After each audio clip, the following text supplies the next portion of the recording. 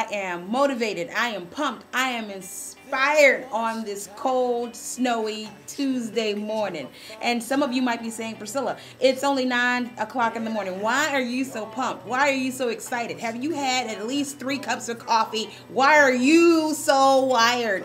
Well, let me tell you why I'm wired. I have not had my coffee yet. And you can only imagine after I have my coffee exactly how wired I'm going to be. But no coffee yet. I am so wired because I woke up this morning realizing that God has a plan for me. That even though I may not see it, I may not understand it, I may be going through some things right now in life where it looks like, it looks a little suspect, may look a little suspect right now.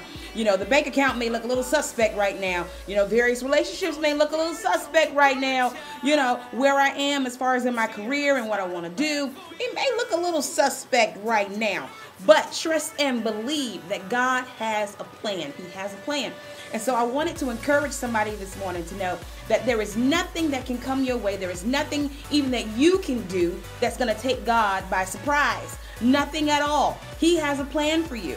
Do you realize that everything, God has already thought of everything from A to Z that you could ever do, that could ever come your way? He's already thought of it. Everything from A to Z. He's dotted every I. He's crossed every T. He's left nothing to chance when it comes to you and getting you to where He has designed for you to be. Now that right there is enough to make you get wired, to make you get pumped, to make you get motivated, to make you inspired, to know that God has a plan for you. And even though you can't see it right now, even though it's looking a different way right now, just trust and believe that once you begin to align every belief system in your life, in your mind, and understand. For many years, I thought I only had one belief system. I know this is black hair, but maybe there's some blonde hair. I don't know.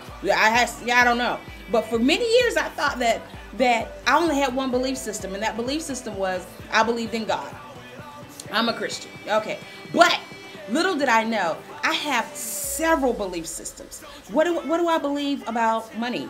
What do I believe about relationships? What do I believe about love? What do I believe about family? What do I believe about pick a subject, about food, my eating habits?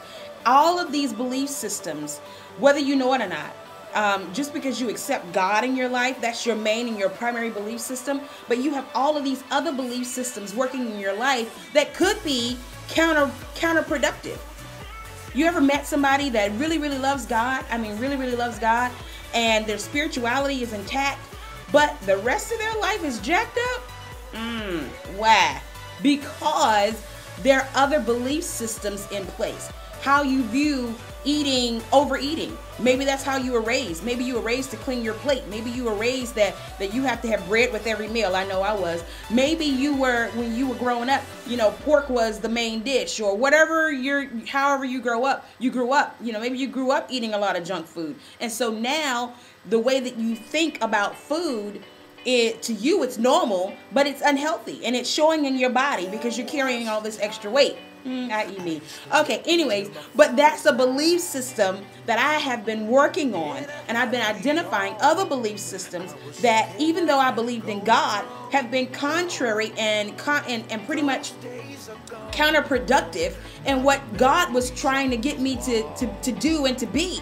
So with that, I want to encourage you today, 1, to know that God has a purpose and a plan for your life, and 2, to begin to look at your life and see, what are your belief systems? What do I believe about money?